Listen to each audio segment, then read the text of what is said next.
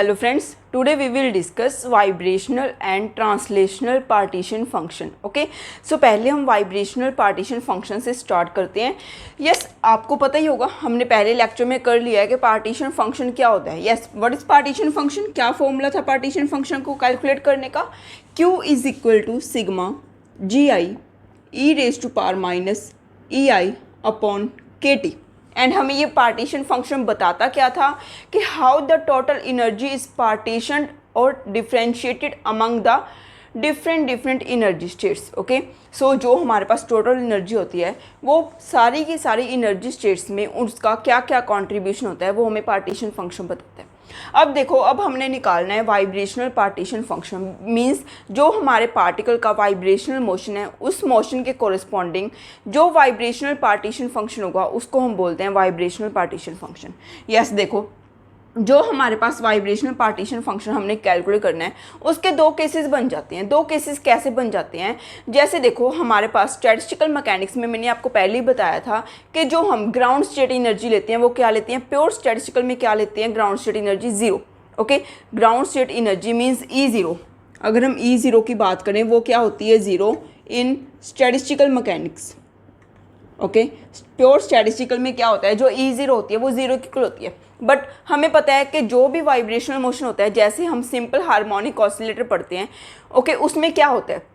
उसमें जो zero point energy होती है वो हाफ एच न्यू होती है. मीन्स ई ज़ीरो भी 1/2 एच न्यू होती है. सो हमारे पास दो केसेस बन जाते हैं. एक तो अगर हम प्योर स्टैटिस्टिकल में पढ़ें तो ई ज़ीरो ज़ीरो होता है. बट अगर हम क्वांटम मैकेनिक्स के अकॉर्डिंग देखें, क्वांटम मैकेनिक्स बाद में आई थी, सो अगर हम क्वांटम मैकेनिक्स के अकॉर्डिंग देखें तो आपके पास जो ई ज़ीरो होगा वो क्या होगा? Half h nu. Okay, according to quantum mechanics, according to quantum. So हमारे पास दो केसेस बन जाते हैं. पहला केस तो अगर हम ई ज़ीरो को लेके चलते हैं, ओके, मीन्स ई ज़ीरो को 1/2 एच न्यू लेके चलते हैं. सेकेंड केस क्या, अगर हम जो ई ज़ीरो है उसको हम ज़ीरो लेके चलते हैं, मीन्स अगर हम ज़ीरो पॉइंट एनर्जी को निगलेक्ट कर रहे हैं. ओके, सो देखो फर्स्ट केस हम स्टडी कर रहे हैं जब हम ज़ीरो पॉइंट एनर्जी को निगलेक्ट कर दें. Okay, when the 0 point energy is neglected, first case is when 0 point energy is neglected. हमने क्या माना है कि जो ई ज़ीरो है वो ज़ीरो की इक्वल है, जैसे कि प्योर स्टैटिस्टिकल में होता ही है. Okay, E zero is zero when 0 point energy is neglected. तब देखो, तब क्या केस होगा? क्यू किसके इक्वल होगा? Q is equal to g zero e raise to power minus e zero upon k t plus g one e raise to power minus e one upon k t plus g two e raise to power minus e two upon k t and up to so on. Okay, so हमारे पास देखो, अगर हम 1D SHO की बात कर रहे हैं, अगर आप 1D हार्मोनिक ऑसिलेटर की बात कर रहे हो, वहाँ पे डीजनरेसी क्या होती है? हर एक लेवल की 1 के इक्वल होती है. अगर हम 1D SHO ले रहे हैं तो आपके पास जो डीजनरेसी होती है वो 1 के इक्वल होती है. थोड़ी बहुत क्वांटम का रोल आएगा, वैसे अभी हमने क्वांटम करनी है, थोड़ा बहुत रोल आएगा वो मैं आपको बताती जाऊंगी. ओके, सो जैसे कि मैंने बताया, जो हमारे पास 1D SHO होता है उसमें जो डीजनरेसी होती है हर एक लेवल की, हर एक एनर्जी स्टेट की जो डीजनरेसी होती है वो 1 के इक्वल होती है. सो हमने लिख लिया G0 G1 G2 is equal to 1. Okay, जैसे हमारे पास जो ई ज़ीरो है वो हमने ज़ीरो लिया है एंड जो आपके पास वाइब्रेशनल एनर्जी लेवल्स में गैप होता है वो एच न्यू का होता है. ये तो आप सभी को पता ही होगा. वाइब्रेशनल एनर्जी लेवल्स में जो गैप है वो एच न्यू का होता है. सो आपके पास जो ई वन है उसकी एनर्जी कितनी आ गई? H new. जो ई टू है उसकी एनर्जी कितनी आ गई? 2 एच न्यू. जो ई थ्री है उसकी एनर्जी कितनी आ गई? 3 H nu.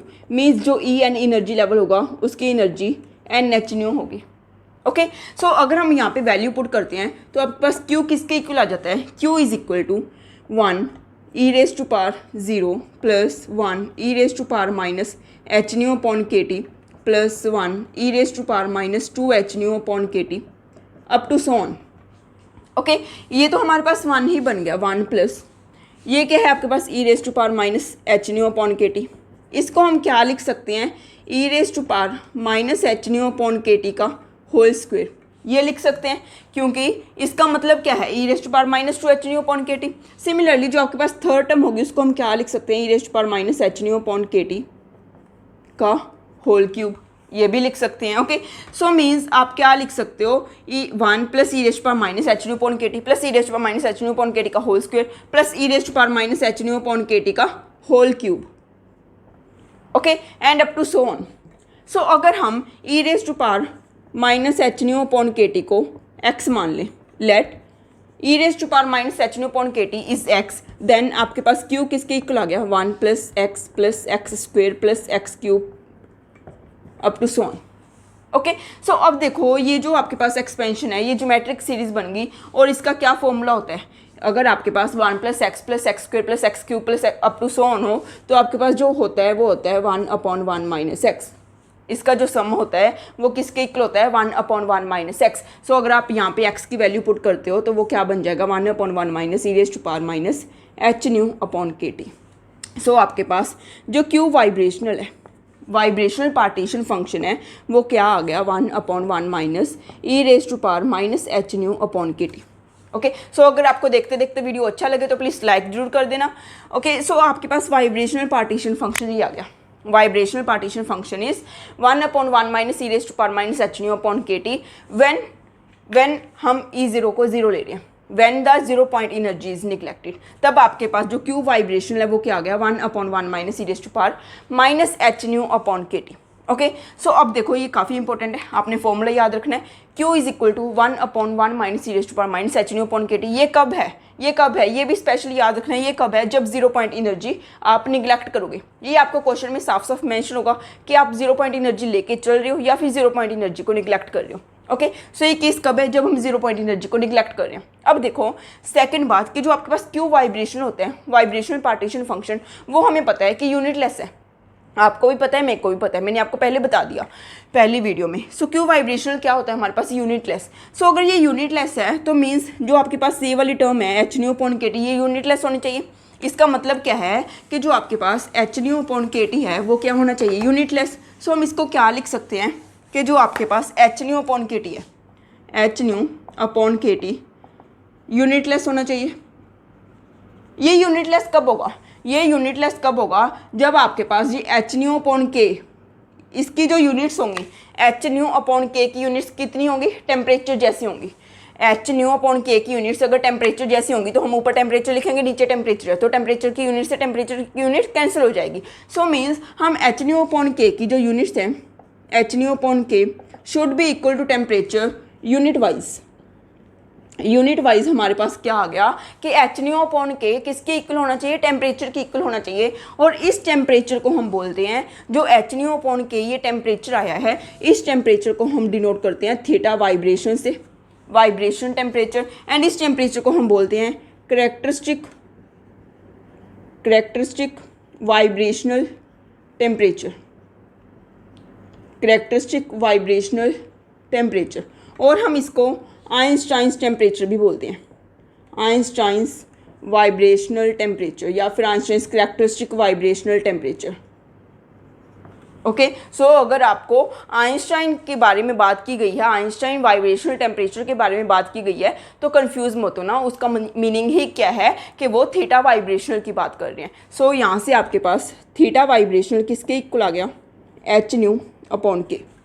Okay, theta vibrational किसके इक्वल है, h nu upon k. So इसका मीनिंग क्या है कि जो आपके पास क्यू वाइब्रेशनल है, क्यू वाइब्रेशनल को हम क्या लिख सकते हैं, 1/1 minus e raise to power h nu upon k को अगर हम थीटा वाइब्रेशनल पुट करें तो क्या आ गया, theta vibrational divided by temperature.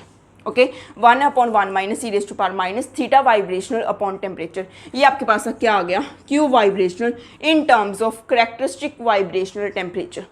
अब ये जो आपके पास थीटा वाइब्रेशनल है, इसका सिग्निफिकेंस क्या है, ये बताता क्या है। अब देखो जो आपके पास वाइब्रेशनल एनर्जी लेवल्स में गैप होता है, जो वाइब्रेशनल एनर्जी लेवल्स में गैप होता है वो approximately equal to thermal energy होता है। जितनी हमारे मीन्स थर्मल एनर्जी होती है उसके इक्वल ही आपके पास क्या होता है, अप्रॉक्सीमेटली इक्वल क्या होता है, वाइब्रेशनल एनर्जी गैप। अब ये जो वाइब्रेशनल एनर्जी गैप है, सपोज ये डेल्टा ई है। ओके, सपोज ये vibrational energy gap delta E है, जो किसके इक्वल है, एच न्यू के इक्वल है, हमें पता ही है ये एच न्यू के इक्वल है डेल्टा ई। सो मीन्स अगर आपके पास अगर आप चाहते हो कि जो आपके पास ये वाले टेम्परेचर है, अगर आप चाहते हो कि जो ग्राउंड स्टेट है वहाँ पे पॉपुलेशन ज़्यादा हो, अगर आप चाहते हो ग्राउंड स्टेट में पॉपुलेशन ज़्यादा हो तो जो थर्मल एनर्जी है वो ऑब्वियसली कम होनी चाहिए in comparison to this gap, because thermal energy अगर ज़्यादा होगी तो आपके मॉलिक्यूल्स को यहाँ पे ज़्यादा एनर्जी मिल जाएगी कि वो एक्साइटेड स्टेट में जा सकते हैं। अगर थर्मल एनर्जी कम होगी तभी वो ज़्यादा मॉलिक्यूल्स ग्राउंड स्टेट में रहेंगे। सो मीन्स अगर आपके पास h nu greater than k T है तो आपके जो मॉलिक्यूल्स हैं वो हम कह सकते हैं molecules will reside in ground state.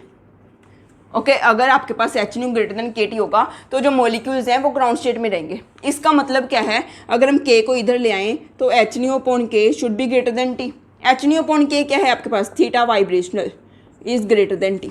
So means अगर आपके पास जो करैक्टरिस्टिक वाइब्रेशनल टेम्परेचर है वो ज़्यादा है, किससे ज़्यादा है, इसके टेम्परेचर से। ओके, जो आपके पास करैक्टरिस्टिक वाइब्रेशनल टेम्परेचर है वो आपके टेम्परेचर से ज़्यादा है। करैक्टरिस्टिक वाइब्रेशनल टेम्परेचर डिपेंड किससे पे करता है, डिपेंड करता है ये आपके पास फ्रीक्वेंसी पे।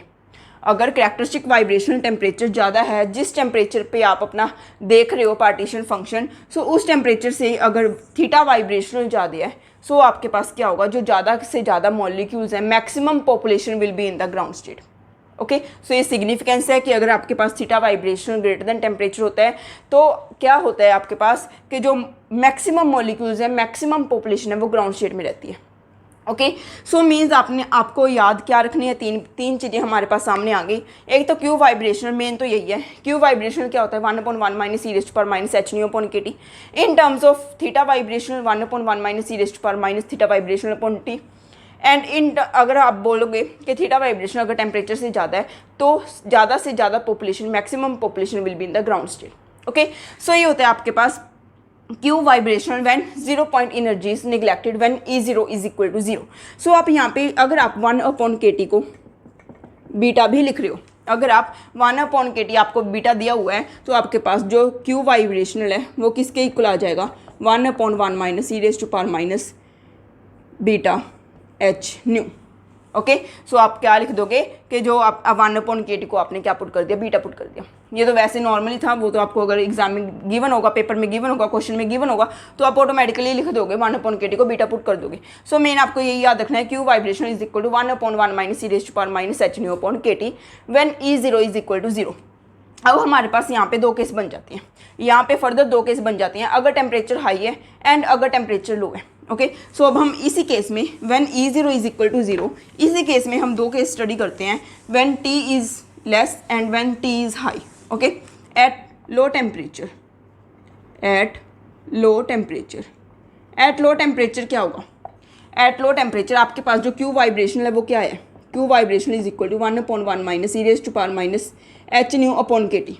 ओके, सो अब हमने देखना है कि एट लो टेम्परेचर क्या वैल्यू होगी क्यू वाइब्रेशनल की। अब देखो, अगर आप टेम्परेचर को लो ले हो, अगर टेम्परेचर लो है तो आपके पास क्या होगा, एच न्यू अपॉन KT, इसकी वैल्यू क्या होगी, ज़्यादा होगी। अगर आप T लो रहे हो, T क्या है आपके पास, लो है, 0 को अप्रोच कर रहा है, तो एच न्यू अपॉन KT क्या होगा, high. H nu upon KT की वैल्यू क्या होगी, हाई, बिकॉज T क्या है, नीचे है, डिनोमिनेटर में है। अगर h nu upon KT high है तो means e raised to power minus h nu upon KT क्या हो गया, very very small. E raised to power minus h nu upon KT काफ़ी छोटा हो गया ना। सो मीन्स अगर आपके पास टेम्परेचर 0 को अप्रोच कर रहा है तो e raised to power minus h nu upon KT भी 0 को अप्रोच कर रहा है। अगर आप ये काफ़ी स्मॉल ले रहे हो तो ये काफ़ी ज़्यादा हाई बन रहा है, तो ये काफ़ी ज़्यादा लो बन रहा है, मीन्स ये भी 0 को अप्रोच कर रहा है। सो अगर आप इसको यहाँ पे 0 पुट करोगे तो 1/1 मीन्स क्यू वाइब्रेशनल की वैल्यू आपके पास क्या आ रही है, 1। ये काफ़ी इंपॉर्टेंट केस है, एग्जाम में डायरेक्ट ही आ जाता है, स्पेशली नेट में, क्योंकि नेट में आपको कंसेप्ट बेस्ड क्वेश्चन ज़्यादा आते हैं। सो क्या होता है कि एट लो टेम्परेचर जब आप E00 ले रहे हो, जब आप निगलेक्ट कर रहे हो किसको, 0 पॉइंट एनर्जी को, तब आपके पास क्या होता है, जो क्यू वाइब्रेशनल की वैल्यू है वो 1 होती है eight low temperature. Eight high temperature अगर हम बात करें, एट हाई टेम्परेचर क्या होगा, अगर हम हाई टेम्परेचर की बात कर रहे हैं मीन्स जो T है वो इन्फिनिटी को अप्रोच कर रहे हैं। अगर T इन्फिनिटी को अप्रोच करेगा तो आपके पास क्या होगा, एच न्यू अपॉन KT 0 को अप्रोच करेगा, मीन्स काफ़ी स्मॉल होगा। जो एच न्यू अपॉन KT है वो काफ़ी स्मॉल होगा। अगर एच न्यू अपॉन KT काफ़ी स्मॉल है तो हम e raised to power minus h nu upon KT को क्या लिख सकते हैं, 1 minus h nu upon KT। Okay ये इसकी एक्सपेंशन यही होती है ना, इसकी एक्सपेंशन ये कब होती है, जब इसकी जो पावर होती है वो क्या हो, लेस देन 1 हो। मीन्स आपके पास ये जो आपके पास पावर है वो काफ़ी ज़्यादा स्मॉल हो, तो आपके पास जो e⁻⁻x होता है वो 1 - x होता है। ओके सो अब देखो, अब आप यहाँ पे इसको पुट कर सकते हो, तो क्यू वाइब्रेशनल आपके पास क्या बन गया, 1/1 - h/kT। तो आपके पास क्या आ गया, kT/h। kT/h क्या आ गया आपके पास, क्यू वाइब्रेशनल kT/h आ गया। kT/h ये कब आया, यस kT/h कब आया, जब आप हाई टेम्परेचर पे देख रहे हो। ओके kT/h कब आया, ये जब आप हाई टेम्परेचर पे देख रहे हो। सो आपको पता है जो h/k होता है वो किसके इक्वल होता है, थीटा वाइब्रेशनल के। h/k किसके इक्वल होता है, थीटा वाइब्रेशनल के। सो आप अगर h/k को थीटा वाइब्रेशन पुट करोगे तो आपके पास क्यू वाइब्रेशनल का कितना आ गया, T/थीटा वाइब्रेशनल। ओके आपने क्या किया, k को नीचे ले आए, h/k को थीटा वाइब्रेशनल पुट किया, तो आपके पास जो क्यू वाइब्रेशनल है वो कितना आ गया, T/थीटा वाइब्रेशनल। ये कब होता है, एट हाई टेम्परेचर जो पार्टीशन फंक्शन है वो किसके इक्वल आ गया, kT/h। kT/h कब आया, जब आप हाई टेम्परेचर ले रहे हो, T इन्फिनिटी को अप्रोच कर रहे हैं तो h/kT 0 को अप्रोच कर रहे हैं, काफ़ी स्मॉल है। सो e⁻⁻h/kT को हम क्या लिख सकते हैं, 1 - h/kT। 1 - h/kT हमने पुट किया तो आपके पास आ गया kT/h। सो kT/h क्या आ गया आपके पास, Q vibrational partition function at high temperature when 0 point energy is neglected. अब हम सेकंड केस कर रहे हैं, when 0 point energy is not neglected means E0 = 1/2 h। अब आपके पास केस आ गया, when 0 point energy is not neglected means जो E0 है वो किसके इक्वल है, 1/2 h। तो आपके पास अगर E0 1/2 h है तो E1 कितना हो गया, 3/2 h, क्योंकि गैप तो h ही होता है ना। E2 कितना हो गया, 5/2 h and so on. En कितना होता है, En = n + 1/2 h। सो क्यू वाइब्रेशनल क्या होगा, क्यू वाइब्रेशनल अगर आप वही देख रहे हो 1d/s/h ही देख रहे हो, तो जो आपके पास डीजनरेसी होगी हर एक लेवल की वो तो 1 के इक्वल ही होगी। सो आप क्या लिख सकते हो, 1 × e⁻⁻h/2kT प्लस 1 × e⁻⁻h अपॉन, यहाँ पे क्या आ जाएगा आपके पास, 3h/2kT। ओके क्योंकि आपके पास क्या है, 3/2 h है। So 3/2 h upon kT plus 1 × e⁻⁻5h/2kT plus up to so on. Okay so अगर आप देखो यहाँ पे क्या बन गया, e⁻⁻0.5 h upon kT plus e⁻⁻1.5 h upon kT plus e⁻⁻2.5 h upon kT। Okay अब आपने क्या किया, अप टू सोन, अब आपने क्या किया, e⁻⁻0.5 h अपॉन kT को बाहर ले लिया, कॉमन ले लिया, तो अंदर क्या बच गया, यहाँ पे तो 1 आ गया, प्लस यहाँ पे क्या आ जाएगा, e⁻⁻h अपॉन kT, यहाँ पे क्या आ जाएगा, e⁻⁻2h upon kT and up to so on, आगे क्या आ जाएगा, -3 -4 -5। अब यहाँ पे क्या आ गया, e⁻⁻h अपॉन 2kT, इसको फिर वही फॉर्मूला आ गया, ये तो 1 + x + x² + x³, तो वो क्या होता है 1/1 - x। तो हम यहाँ पे क्या लिख सकते हैं, 1/1 - e⁻⁻h upon kT। Okay so means आपके पास जो क्यू वाइब्रेशनल है वो कितना आ गया, e⁻⁻h upon 2kT divided by 1 - e⁻⁻h upon kT। ये क्या आ गया आपके पास, Q vibrational. So q vibrational when 0 point energy is not neglected means E0 = 1/2 h। तो आपके पास क्यू वाइब्रेशनल कितना आ गया, e⁻⁻h upon 2kT divided by 1 - e⁻⁻h upon kT। Means आपका जो पार्टीशन फंक्शन है वो सेम ही है, पहले जैसा ही है, बस आपने क्या करना है, मल्टीप्लाई कर देना किससे, e⁻⁻h अपॉन 2kT से। Okay so e⁻⁻h upon 2kT से हमने मल्टीप्लाई कर दिया, जो प्रीवियस वाला हमारे पास वाइब्रेशनल फंक्शन था। अब देखो आपके पास in terms of theta vibrational जो क्यू वाइब्रेशनल है वो किसके इक्वल आ गया, Q vibrational is equal to e raise to power minus, yes आपके पास एच न्यू अपॉन के क्या होता है, theta vibration e raise to power minus theta vibrational upon 2t divided by 1 minus e raise to power minus theta vibrational upon T. Okay, so आपके पास क्या आ गया, e raise to power minus theta vibrational upon 2t yes divided by 1 minus e raise to power minus theta vibrational upon T. ये आपके पास आ गया Q vibrational when 0 point energy is not neglected. Okay, so अब फिर हमारे पास दो केसेस वही बन जाती हैं, दो केसेस कौन से, at low temperature and at high temperature. Okay, so अब हम देख रहे हैं एट लो टेम्परेचर क्या वैल्यू होगी एंड एट हाई टेम्परेचर क्या वैल्यू होगी वाइब्रेशनल पार्टीशन फंक्शन की when 0 point energy is not neglected at low temperature. At low temperature क्या होगा, जैसा पहले था ना, जैसा आपके पास पहले था when e zero is equal to 0 बस वैसा ही रहेगा। आपने क्या करना है, मल्टीप्लाई कर देना है किससे, e raise to power minus h nu upon 2kT से। सो एट लो टेम्परेचर क्या होगा आपके पास, जो क्यू वाइब्रेशन है वो क्या आ जाएगा, Q vibration is equal to e raise to power minus h nu upon 2kT, क्योंकि वहाँ पे कितना था 1 को हमने इसके साथ मल्टीप्लाई कर दिया। एट हाई टेम्परेचर क्या होगा, eight high temperature, eight high temperature क्या होगा आपके पास, जो क्यू वाइब्रेशन है वो किसके इक्वल आ जाएगा, KT अपॉन एच न्यू। वहाँ पे कितना था KT अपॉन एच न्यू, अब हमने क्या करना है, इसको मल्टीप्लाई कर देना है किससे, e raise to power minus h nu upon 2kT से। सो ये आपके पास आ गया Q vibration at high temperature and low temperature when E0 is equal to 1/2 h nu means 0 point energy is not neglected. Okay, so अब हम एक छोटा सा चार्ट सा बना लेते हैं, एक टेबल सा बना लेते हैं, सारा समराइज कर लेते हैं वाइब्रेशनल पार्टीशन फंक्शन का। इसके बाद हमने ट्रांसलेशनल भी करना है। सो वाइब्रेशनल का देखो, अगर हम व्हेन इफ़ सीधा ही लिख लेते हैं, E0 is equal to 0, E0 is equal to 1/2 h nu, तब आपके पास जो क्यू वाइब्रेशन होगा क्या होगा, यहाँ पे कितना था 1/1 minus e raise to power minus h nu upon KT, यहाँ पे कितना था 1/1 माइनस, यहाँ पे ऊपर कितना 1 e raise to power minus h nu upon 2kT, नीचे क्या था 1 minus e raise to power minus h nu upon KT। Okay, at low temperature अगर हम बात करें, एट लो टेम्परेचर अगर हम बात करें, ये 1 था, ये KT अपॉन एच न्यू था, सॉरी ये 1 था एंड ये e raise to power minus h nu upon 2kT। At high temperature अगर हम बात करें, एट हाई टेम्परेचर एक छोटा सा टेबल बना लेते हैं, यही टेबल इंपॉर्टेंट है, बस जितना पहले किया ठीक है किया, ये टेबल याद कर लो, ये टेबल बिल्कुल टिप्स पे होना चाहिए। एट हाई टेम्परेचर क्या आ गया आपके पास, यहाँ पे कितना आया था KT अपॉन एच न्यू, यहाँ पे कितना आया था KT upon h nu into e raise to power minus h nu upon 2kT। Okay, so ये टेबल याद कर लो, वाइब्रेशनल पार्टीशन फंक्शन का क्वेश्चन आपसे नहीं छूटेगा। सो एक आपने याद रखना है, जो थीटा वाइब्रेशनल था वो किसके इक्वल था, एच न्यू अपॉन के।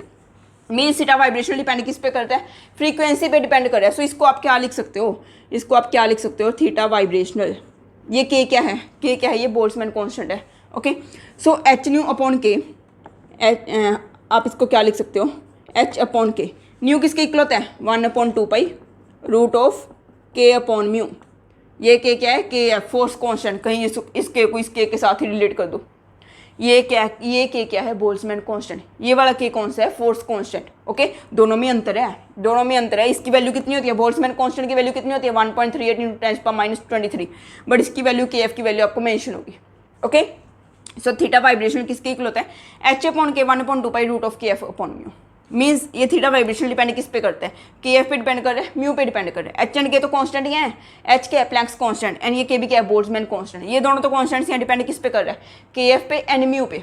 मीन्स जो थीटा वाइब्रेशन है वो डिपेंड किस पे कर रहा है, न्यू पे। ओके, सो ये सारा था हमारे पास वाइब्रेशनल पार्टीशन फंक्शन। अब हम देख रहे हैं ट्रांसलेशनल पार्टीशन फंक्शन। ओके, यहाँ पे चेंज कर दूँ मैं, यार ज़रूरत नहीं है, चलो कर ही देते हैं। Translational partition function. ओके, सो ट्रांसलेशनल पार्टीशन फंक्शन में क्या होता है आपको पता ही है, जो ट्रांसलेशनल एनर्जी होती है, जो ट्रांसलेशनल एनर्जी लेवल्स में गैप होते हैं वो काफ़ी स्मॉल होते हैं, आपको ये सब पता ही है। ट्रांसलेशनल एनर्जी लेवल्स में जो गैप होता है वो काफ़ी स्मॉल होता है। मीन्स जो आपके पास एनर्जी लेवल्स हैं वो बिल्कुल ही क्लोजली स्पेस्ड बनते हैं, जो एनर्जी लेवल्स हैं वो बिल्कुल ही क्लोजली स्पेस्ड बनते हैं। मीन्स हम इस सिग्मा की जगह पे जो हम सिग्मा लिखते हैं, Q is equal to sigma g i e raise to power minus e i upon k T, ये जो सिग्मा लिखते हैं इस सिग्मा को हम रिप्लेस कर सकते हैं किससे, इंटीग्रेशन से, क्योंकि एनर्जी गैप काफ़ी स्मॉल है। एनर्जी गैप काफ़ी स्मॉल है, सो हम जो हमारा सिग्मा है उसको हम रिप्लेस कर सकते हैं इंटीग्रेशन से। इंटीग्रेशन तभी पॉसिबल होती है, ये हमने थर्मो में भी देखा था, रिवर्सिबल एंड इरिवर्सिबल प्रोसेस में इंटीग्रेशन तभी पॉसिबल होती है जब बिल्कुल ही छोटी छोटी माइन्यूट चेंज हो, या फिर आप बोल सकते हो माइन्यूट गैप हो। ओके, सो अब देखो, अब अगर आप कैलकुलेट करो, सपोज हम 1D ट्रांसलेशनल मोशन ही देख रहे हैं। 1D ट्रांसलेशनल मोशन में जो आपके पास डीजनरेसी होती है वो हमेशा 1 के इक्वल होती है। G0, G1, G2, G3 हमेशा 1 के इक्वल होता है जब आप 1D ट्रांसलेशनल मोशन देख रहे हो। अगर आप 1D particle in box model देखोगे क्वांटम में, वैसे हम करेंगे बाद में, अगर आप देखोगे तो उसमें जो डीजनरेसी होती है हर एक लेवल की 1 के इक्वल होती है in case of 1 dimensional translational motion. अब देखो, जो Q है उसको हम क्या लिख सकते हैं, integration GI e⁻⁻ei upon KT।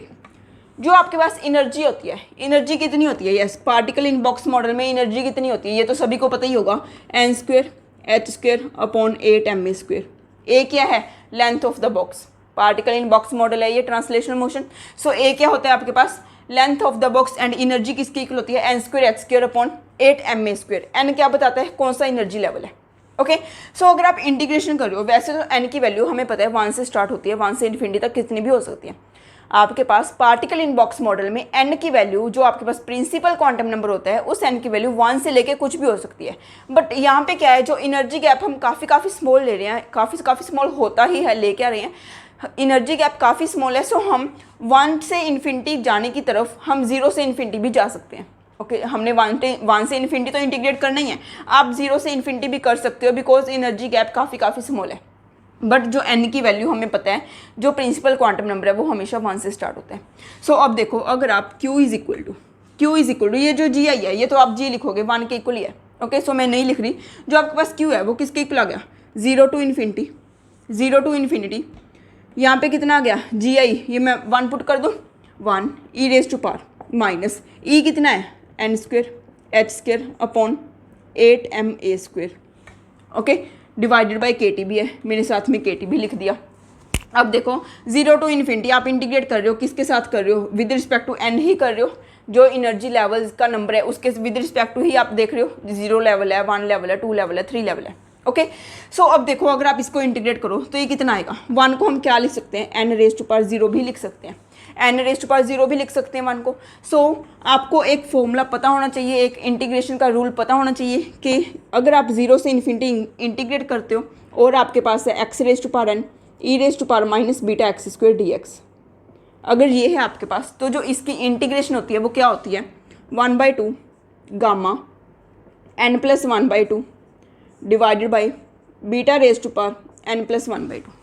Okay, आपके पास n क्या होनी चाहिए, इवन, n की वैल्यू क्या होनी चाहिए, इवन। अगर n की वैल्यू ऑड है तो इसकी जो इंटीग्रेशन होती है वो 0 के इक्वल होती है। Okay, so x⁻n e⁻−βx² dx is equal to 1/2 gamma of n+1/2 βn+1/2। Gamma of n+1/2 का मीनिंग क्या है, अगर आपके पास गामा ऑफ 1/2 है, ये कितना होता है 1/2 √π, ये सभी को वैसे पता ही होगा। अगर गामा 3/2 है, इसकी वैल्यू कितनी होती है 3/2, 1/2 √π। मीन्स जितना भी आपको गामा के बीच में होगा वहाँ से लेके 1 सब्ट्रैक्ट करते जाओ, 3/2 है, 3/2 के बाद क्या आएगा 1/2। ओके, अगर आपके पास 5/2 होगा तो 5/2 लिखो पहले, फिर 3/2 लिखो, फिर 1/2 लिखो, जब 1/2 तक लिख लिया फिर पीछे √π लगा दो, ये गामा की वैल्यू होती है। ओके, सो अगर हम इससे कंपेयर करें, अगर हम इसको इससे कंपेयर करें तो यहाँ पे पावर कितनी है, 0 है, पावर कितनी है यहाँ पे 0 है, मीन्स n की वैल्यू कितनी है 0। यहाँ से देखें तो ये पता चल रहा है ना कि पावर अगर 0 है, पावर यहाँ पे कितनी है n, मीन्स यहाँ पे अगर हम n की वैल्यू 0 पुट करें तो यहाँ पे बीटा क्या है, अगर हम कंपेयर करें e⁻−βx², यहाँ पे x है, यहाँ पे n है, मीन्स e⁻−βn², ये बीटा क्या हो जाएगा आपके पास, beta is equal to h² upon 8ma² KT, ये आपके पास हो गया बीटा। ओके, सो अब देखो पावर 0 है, n की वैल्यू यहाँ पे आपने 0 पुट करनी है, तो आपके पास q किसके इक्वल आ गया 1/2 गामा ऑफ 1/2, गामा ऑफ 1/2 किसके इक्वल आएगा, yes, gamma of 1/2 into √π। Okay, divided by beta कितना है आपके पास h² upon 8ma² KT raise to power 1/2, यही आ गया ना। सो अब देखो, अब हमने बस इसकी कैलकुलेशन करनी है। वो क्या आएगी, देखो आपके पास क्या आ गया, 1/2 इंटू 1/2 1/4 आ गया, रूट पाई आ गया ऊपर, और ऊपर क्या चला गया, हमने इसको ऊपर लिख लिया। तो ये 8 है, 8 का रूट है ना, 8 का रूट कितना होता है 2√2। सो मैंने इसको 2√2 लिख लिया। 2√2 अंदर √2 के साथ क्या है ma² kt, okay, divided by h, यही आ गया ना। सो एक तो ये कैंसिल हो गया। ओके, सो आपके पास क्या आ गया, ये आपके पास क्या आ गया, √2 pi mkt, √2 pi mkt into a, ये a² अंदर था ना, मैंने बाहर a लिख लिया, डिवाइडेड बाई h। ओके, यहाँ पे ना कुछ मिस्टेक हुई है, 1/2 था, गामा ऑफ n+1/2 n+1/2 आ गया, हमने n को 0 पुट किया, 1/2 आ गया, 1/2 का गामा कितना होता है 1/2 इंटू पाई, हमने यहाँ पे 1/2 इंटू पाई लिख लिया। q is equal to 1/2 root pi. यहाँ पे ना ये फॉर्मूले में मिस्टेक है, यस, यहाँ पे ना 1/2 नहीं होता, 1/2 नहीं होता। इसका जो फॉर्मूला होता है x⁻n e⁻βx² dx का, इसका जो फॉर्मूला होता है वो होता है आपके पास gamma of n+1/2 divided by beta n+1/2। Okay, sorry ये मिस्टेक हो गई थी मेरे से, 1/2 नहीं होता यहाँ पे। सो आप यहाँ पे एक 1/2 कैंसिल हो जाएगा, एक ही 1/2 होगा, मीन्स यहाँ पे 1/2 ही होगा। इस 2 से ये वाला 2 कैंसिल हो जाएगा, मीन्स नीचे हमारे पास h आ गया, ये सही है। अब सो आपके पास q ट्रांसलेशनल कितना आ गया, q translational is equal to √2 pi mkt dot a divided by h। Okay, √2 pi mkt divided by h dot a, ये कब है, जब हम 1D ट्रांसलेशनल मोशन देख रहे हैं, 1 डायमेंशनल ट्रांसलेशनल मोशन देख रहे हैं। अगर आप 3 डायमेंशनल देखो तो आपको क्या करना पड़ेगा, ये आप लिख लो साथ में 1D के लिए। अगर आप q ट्रांसलेशनल 3D देख रहे हो तो 3D के केस में क्या हो जाएगा, सपोज जो डायमेंशंस हैं वो x की डायमेंशंस है 0 से लेके a तक, जो y की डायमेंशंस हैं वो 0 से लेके b तक हैं, जो z की डायमेंशंस है वो 0 से लेके c तक है। तो आपके पास क्या हो जाएगा, यहाँ पे लिखोगे आप √2 pi mkt upon h under dot a, फिर इसके बाद लिखोगे, क्योंकि ये तो क्या है q ट्रांसलेशनल है, q क्या होता है, पार्टीशन फंक्शन हमेशा मल्टीप्लिकेटिव ही नेचर होता है। सो मीन्स हम तीनों डायमेंशंस में मल्टीप्लाई कर देंगे पार्टीशन फंक्शन को, वो आपके पास क्या बन जाएगा 2 pi mkt raise to power 3/2 बन जाएगा ना, क्योंकि 1/2 1/2 1/2 3 बार आएगा, 3/2 डॉट abc, तीनों एक बार a आएगा, दूसरी बार b आएगा, तीसरी बार c आएगा, dot abc divided by h3, ये आ गया आपके पास। अब देखो ये जो abc है, ये abc क्या है, abc length into breadth into height, ये क्या होता है वॉल्यूम। ओके, सो हम क्या लिख सकते हैं, इसको हम abc को वॉल्यूम भी लिख सकते हैं, इंटू वॉल्यूम। वॉल्यूम क्या होगा, वॉल्यूम ऑफ द क्यूबाइड, जो भी वॉल्यूम ऑफ क्यूब है, जो क्यूबाइड है, जो भी है। ओके, सो आपके पास क्या होगा, q ट्रांसलेशनल 3D का क्या आ गया 2 pi mkt √3/2 dot v upon h3। इसका मीनिंग क्या है कि जो हमें पता है कि जो ट्रांसलेशनल पार्टीशन फंक्शन है या फिर कोई भी पार्टीशन फंक्शन है वो हमेशा यूनिटलेस होता है, जैसे हमने पहले किया है वाइब्रेशनल पार्टीशन फंक्शन में। अब ये भी तो यूनिटलेस होना चाहिए। अब अगर ये यूनिटलेस है मीन्स आपके पास जो h³ divided by 2 pi mkt raise to power 3/2 है, इसकी जो यूनिट्स हैं यूनिट वाइज ये किसके इक्वल होना चाहिए, वॉल्यूम के इक्वल, क्योंकि ऊपर देखो वॉल्यूम है, तो मीन्स इसका means h³ upon 2 pi mkt raise to power 3/2, इसकी जो यूनिट्स होंगी वो वॉल्यूम के इक्वल होनी चाहिए, तभी नीचे वॉल्यूम आएगा। वॉल्यूम से वॉल्यूम वाली यूनिट्स कैंसिल हो जाएंगी, सो आपके पास q ट्रांसलेशनल यूनिटलेस बन जाएगा। ओके, सो मीन्स इसकी जो यूनिट्स है वो वॉल्यूम के इक्वल होनी चाहिए। और हम क्या कह सकते हैं कि जो h upon 2 pi mkt raise to power 1/2, जो इसकी यूनिट्स हैं वो लेंथ की यूनिट्स जैसी होनी चाहिए, वो किसके इक्वल होनी चाहिए, लेंथ की यूनिट जैसी। अगर हम 1D में कंपेयर करें तो आपके पास h अपॉन √2 पाई mkt की यूनिट्स a के इक्वल होनी चाहिए। a क्या है आपके पास, लेंथ ही है एक तरह की, सो मीन्स इसकी यूनिट्स लेंथ के इक्वल होनी चाहिए। इसको हम बोलते हैं statistical de Broglie wavelength, wavelength ही होती है। ओके, वो भी तो एक लेंथ ही है, सो मीन्स हम इसको बोलते हैं lambda de Broglie, lambda de Broglie. Okay, so आपके पास लैम्डा किसके इक्वल आ गया, h upon 2 pi mkt raise to power 1/2। Okay, h upon √2 pi mkt को हम बोलते हैं lambda de Broglie wavelength. So अगर आप देखो जो q ट्रांसलेशनल 1D है उसको आप क्या लिख सकते हो, a अपॉन लैम्डा, या फिर आप 3D में क्या लिख सकते हो, v upon lambda cube. Okay, so जो आपके पास पार्टीशन फंक्शन है, ट्रांसलेशनल पार्टीशन फंक्शन है, वो inversely proportional to lambda cube है। Partition function in 3D 3 dimensions आपके पास क्या है, inversely proportional to lambda cube. Okay, so ये सारी बातें आपने जो भी मैंने vibrational partition function and translational partition function का बताया है, सारी बातें आपको टिप्स भी होनी चाहिए बिल्कुल। ओके, सो मेन तो आपको क्या पता होना चाहिए, सबसे पहली बात तो आपको पार्टीशन फंक्शन ही पता होना चाहिए, बोथ ट्रांसलेशनल का एंड वाइब्रेशनल का। ट्रांसलेशन का पार्टीशन फंक्शन हमारे पास क्या आया, अगर आप 1D में देख रहे हो तो 1D में ये आया √2πmkt.a/h। अगर आप 3D में देख रहे हो तो √2πmkt rest power 3/2 means volume divided by h cube. और हम इसको क्या लिख सकते हैं, v/λ क्यूब, क्योंकि लैम्डा आपके पास किसके इक्वल है, lambda is equal to h/√2πmkt। Okay, so ये था हमारा सारा आज का translational and vibrational partition function. हमारे पास 2 पार्टीशन फंक्शन रह गए, rotational partition function and electronic partition function, वो हम नेक्स्ट वीडियो में देखेंगे। अब हम देख रहे हैं जो भी जो हमने 2 डिस्कस किए हैं पार्टीशन फंक्शंस, उन दोनों के previous year questions. Yes friend, ये क्वेश्चन देखो, the vibrational frequency of lead is इतना, आपको वाइब्रेशनल फ्रीक्वेंसी दी हुई है, आपने पता क्या करना है, value of Einstein vibrational temperature. Yes, Einstein vibrational temperature क्या होता है, theta vibrational, and theta vibrational क्या होता है आपके पास, h/k। सो h आपको पता है, k आपको पता है, न्यू की वैल्यू आपको पता है, कुछ भी नहीं करना, एग्जाम में आया हुआ क्वेश्चन है। सिंपली आपने क्या करना है, आपको वैल्यू, आपको फॉर्मूला पता होना चाहिए, theta vibrational is equal to h/k, formula में वैल्यूज पुट करनी है। अब बोलो, बच्चा MSc करके इतना भी नहीं कर सकता, ऐसे ऐसे क्वेश्चन आते हैं, बट आपसे बस पूछना क्या चाहते हैं कि आपको पता भी है कि थीटा वाइब्रेशनल क्या होता है, आपको पता भी है कि आइंस्टाइन वाइब्रेशनल टेम्परेचर नाम की कोई चीज़ होती है। कईयों को तो ऐसे ही नहीं पता होगा कि आइंस्टाइन वाइब्रेशनल टेम्परेचर नाम की भी कोई चीज़ होती है, वो तो देख के यहीं पे ही छोड़ देंगे, आगे कुछ सोचने की तो हिम्मत ही नहीं है, वो बोलेंगे कि आइंस्टाइन वाइब्रेशनल टेम्परेचर ही नहीं सुना हुआ कि क्या होते हैं। सो सारी बातों का ध्यान रखो, जितना भी मैं बता रही हूँ मोर देन सफिशेंट है, बस इतना ही आप याद कर लो, याद कर लो, वीडियो देख के मत छोड़ो, याद करो। ओके, यस, इस क्वेश्चन में देखो आपको क्या बोला गया, the low and high temperature limit of vibrational partition function is, आपने लो टेम्परेचर पे एंड हाई टेम्परेचर पे बताना है पार्टीशन फंक्शन क्या क्या होते हैं। अगर आपको नहीं दिया हुआ मीन्स आपने E0 को निगलेक्ट नहीं करना है। वैसे भी सारी की सारी ऑप्शंस में अगर आप देखोगे E0 को निगलेक्ट नहीं किया हुआ, अगर E0 को निगलेक्ट किया होता तो लो टेम्परेचर पे कहीं ना कहीं 1 की वैल्यू होती। ओके, बट 1 कहीं पे भी नहीं है। सो देखो, आपको पता ही होना चाहिए कि लो टेम्परेचर पे आपके पास क्या होता है, जब E0 को हम निगलेक्ट नहीं करते तो क्या होता है वाइब्रेशन पार्टीशन फंक्शन, e⁻−θ/2t। हम क्या करते हैं, e⁻−h/2kt से मल्टीप्लाई कर देते हैं, किसको, जो भी पार्टीशन फंक्शन हमारे पास आया है when E0 is equal to 0। So तब हमारे पास 1 आया था तो हमने e⁻−h/2kt से मल्टीप्लाई किया, मीन्स e⁻−θ/2t से मल्टीप्लाई किया।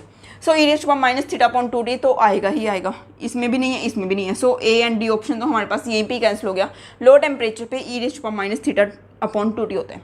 अब बाद में क्या होता है, हमारे पास क्या होता है, kt/hν into e⁻−θ/2t। So into e⁻−θ/t नहीं, e⁻−θ/2t means B option is correct. Okay, so सारे काफ़ी तो ना, काफ़ी जो क्वेश्चन है वो सिर्फ और सिर्फ फॉर्मूला बेस्ड रहे हुए हैं, आपको फॉर्मूला पूछा गया है। सो वो मैं यहीं पे नहीं लिख रही क्योंकि हमें फॉर्मूला तो पता ही है, पहला इतना टाइम आप वीडियो देखते होगे तो आपको पता तो चलेगी होगा ना फॉर्मूला क्या है। सो आपको दिया हुआ है ट्रांसलेशनल पार्टीशन फंक्शन, बोलते जो ट्रांसलेशनल पार्टीशन फंक्शन है वो लैम्डा पे कैसे डिपेंड करता है, बोलते हैं approximately lambda raise to power n होता है, वो n की वैल्यू बतानी है क्या होती है। सो आपको ये f की वैल्यू दी भी हुई है कि f आपको क्या है, single partition function, single partition translational partition function. Okay, single particle translational partition function of ideal gas in fixed volume B। सो आपको ट्रांसलेशनल पार्टीशन फंक्शन है f, आपको पता होना चाहिए कि लैम्डा पे कैसे डिपेंड करता है। आपको गैस दी हुई है, सो गैस का मोशन तो आपके पास क्या होगा, तीनों डायमेंशन में ही होगा। So lambda raise to power -3 आ जाएगा, बिकॉज जो आपके पास Q है वो 1/λ³ के प्रोपोर्शनल होता है। सो n की वैल्यू कितनी आ जाएगी, -3। नेक्स्ट देखो, the probability of finding the harmonic oscillator in the energy level n is equal to 1 is, आपने बताना है कि n is equal to 1 level में जो हार्मोनिक ऑसिलेटर है, okay, the probability of finding the harmonic oscillator in first energy level. So means आपने क्या निकालना है, P1 की वैल्यू निकालनी है। ऐसा नहीं है कि अगर हम आज का टॉपिक कर रहे हैं तो आज का ही चलने दो, मीन्स हमने क्या निकालना है, P1 की वैल्यू निकालनी है। ये हमने पहले कर लिया। P1 किसके इक्वल होता है, yes, P1 is equal to e⁻−E1/kt। मैं G नहीं लिख रही आगे क्योंकि G की वैल्यू तो 1 ही है, इन्होंने 1D बोला हुआ है। P1 divided by Q। Divided by Q ही होता है ना पार्टीशन फंक्शन। अब बस फर्क कितना आ गया, हम वहाँ पे क्या लिखते थे, sigma G0 e raised to power minus something हम पूरा सम करके लिखते थे सारी की सारी स्टेट्स का। बट यहाँ पे अब हम क्या लिखेंगे, क्यू लिखेंगे, क्योंकि हमें क्यू की वैल्यू अब पता लग गई। अब आपको पता लग गया कि क्यू क्या होता है। सो अब देखो आपके पास क्या आ गया, P1 इज इक्वल टू इतना आ गया है। इन्होंने बोला हुआ है निगलेक्टिंग जीरो पॉइंट एनर्जी को आपने निगलेक्ट कर देना है। तो क्यू की वैल्यू क्या होती है, अगर आप जीरो पॉइंट एनर्जी को निगलेक्ट कर रहे हो, क्यू की वैल्यू क्या होती है, 1 upon e raise to power minus, yes कितनी होती है, 1 minus e raise to power h nu upon k T, इतनी होती है ना, 1 upon 1 minus, okay 1 upon 1 minus e raise to power minus h nu upon k T होता है हमारे पास पार्टीशन फंक्शन। सो अब देखो h nu is equal to k T दिया हुआ है आपको, h nu is equal to k T दिया हुआ है, एंड जो आपके पास फर्स्ट एनर्जी लेवल है ये जीरो एनर्जी है, इसकी एनर्जी कितनी है, एच न्यू। सो हम E1 की जगह पे एच न्यू लिख सकते हैं, E1 की जगह पे हम एच न्यू लिख सकते हैं, ओके। एच न्यू आपको के टी के इक्वल दिया हुआ है, h nu is equal to k T. So means यहाँ पे कितना आ गया, 1 आ गया, e raise to power minus 1, यहाँ पे भी कितना आ गया, 1। अब तो बस आपको सॉल्व करना है, e raise to power minus 1, 1 minus e raise to power minus 1, e raise to power minus 1 अगर आप यहाँ से कॉमन ले लेते हो तो आपके पास बाहर ई रेज टू पावर माइनस 2 बन जाएगा, यहाँ पे 1 अपॉन ई, तो यहाँ पे ई बन जाएगा -1, ओके। सो आपका कौन सा आंसर आ गया, डी। नेक्स्ट क्वेश्चन देखो, the translational partition function for H2 molecule confined in 100 ml flask at 298 Kelvin. आपने बताना है translational partition function, yes translational partition function किसकी इक्वल होता है, ट्रांसलेशनल पार्टीशन फंक्शन आपको बताना है। आपको वॉल्यूम दिया हुआ है 100 ml का, ओके। सो मीन्स आपके पास क्या होता है, 2 pi mkt raise to power 3/2 into volume divided by h3, यही होता है। सो आपको सिर्फ और सिर्फ वो मतलब आपको वैल्यूज़ ही फिल करनी है, वो मैं आपको बता देती हूँ। अब देखो मास आपको मॉलिक्यूलर वेट दिया हुआ है 2.016, ओके 2.016 आपको क्या दिया हुआ है, मॉलिक्यूलर वेट दिया हुआ है, जिसकी यूनिट्स क्या होती हैं, ग्राम पर मोल, ग्राम पर मोल ही होती हैं। सो आपको चेंज किस में करनी होती है, ये जो मास होता है ये किस में लेना होता है, केजी पर मॉलिक्यूल में। सो ग्राम पर मोल को अगर आपने केजी पर मॉलिक्यूल में चेंज करना है तो वो क्या कैसे हो जाएगा, आप मल्टीप्लाई कर दोगे ऊपर तो 10⁻³ से, क्योंकि ग्राम केजी में चेंज हो जाएगा। मोल को मॉलिक्यूल में कन्वर्ट करने के लिए क्या करोगे, 6.023 इंटू 10⁻23 मॉलिक्यूल, ओके। सो आपके पास अगर आपने ग्राम पर मोल को केजी पर मॉलिक्यूल में चेंज करना है तो आप ऐसे कर लोगे। यहाँ पे आपको मॉलिक्यूलर वेट कितना दिया हुआ है, 2.016, मीन्स आप इस 2 को किसके साथ मल्टीप्लाई कर दोगे, इसके साथ, वो किस में चेंज हो जाएगा, केजी पर मॉलिक्यूल में, ओके। यहाँ पे मॉलिक्यूल लिख लो, केजी पर मॉलिक्यूल, ओके। सो मास की यूनिट्स आपको पता लगी। सिमिलरली वॉल्यूम आपको यहाँ पे 100 ml दिया हुआ है, आप लीटर में चेंज कर लेना, इसमें इसको आप लीटर में चेंज कर लो कि टेम्परेचर आपको केल्विन में मेंशन है 298 केल्विन। सो यहाँ से आप निकाल सकते हो ट्रांसलेशनल पार्टीशन फंक्शन। ये क्वेश्चन नेट में भी आया हुआ है, ये क्वेश्चन ये वाला क्वेश्चन तो पर्टिकुलर गेट के बस, बट आपके पास सेम ही रिपीट हुआ है किसमें, नेट में। इसके साथ का क्वेश्चन भी, ये दोनों भी नेट में आए हुए हैं, ये वाला क्वेश्चन भी नेट में आया हुआ है, 2 बार रिपीट हुआ है ये वाला क्वेश्चन। फर्स्ट क्वेश्चन देखो, फर्स्ट क्वेश्चन में क्या है, for an ideal gas with molecular mass m the molar translational entropy at a given temperature is proportional to, आपने क्या बतानी है, मोलर ट्रांसलेशनल एंट्रोपी बतानी है। सो सबसे पहले तो एंट्रोपी क्या होती है, हमने कल ही किया था, एंट्रोपी किसकी इक्वल होती है, N k ln Q plus T below U, okay N k ln Q plus T below U. अब जो यू की वैल्यू है, यू की वैल्यू क्या होती है, यस इंटरनल एनर्जी, या तो आपके पास 3/2 RT होगी या फिर आपके पास 5/2 RT होगी, वो डिपेंड करेगा मोनोटोमिक गैस है कि डायटोमिक गैस है, ओके। सो मीन्स ये तो आपके पास या तो 3/2 RT होगा यू की वैल्यू, सपोज हम 3/2 RT लिख रहे हैं तो 3/2 RT से टी कैंसिल हो जाएगा, 3/2 R बन जाएगा, ठीक है वो तो है। बट हमने प्रोपोर्शनल टू देखना है कि मास पे ही ये कैसे डिपेंड कर रहा है। सो मास पे कैसे डिपेंड कर रहा है, जो आपके पास क्या देखनी है, translational entropy, means translational partition function का रोल है। ट्रांसलेशनल पार्टीशन फंक्शन आपके पास यहाँ पे क्या होता है, 2 pi mkt raise to power 3/2 divided by HV, okay h का क्यूब। आपको सिर्फ मास से मतलब है, बाकी चीज़ें तो कांस्टेंट है, आपको मास से मतलब है। सो मीन्स अगर आप लोन ले लो इसका, अगर आप लोन ले लो तो क्या बन जाएगा आपके पास, 3/2 ln m, 3/2 ln m बन जाएगा ना। मीन्स जो s है वो किसके प्रोपोर्शनल है, ln m के। सो ln ऑफ मास के प्रोपोर्शनल है, ओके। सो डी ऑप्शन आ गया आपका। सो ये था हमारा सारा vibrational and translational partition function. Next video में हम देखेंगे rotational and electronic partition function. अगर आपको ये वीडियो पसंद आया तो प्लीज़ लाइक कीजिए एंड मैक्सिमम शेयर कीजिए। Thank you.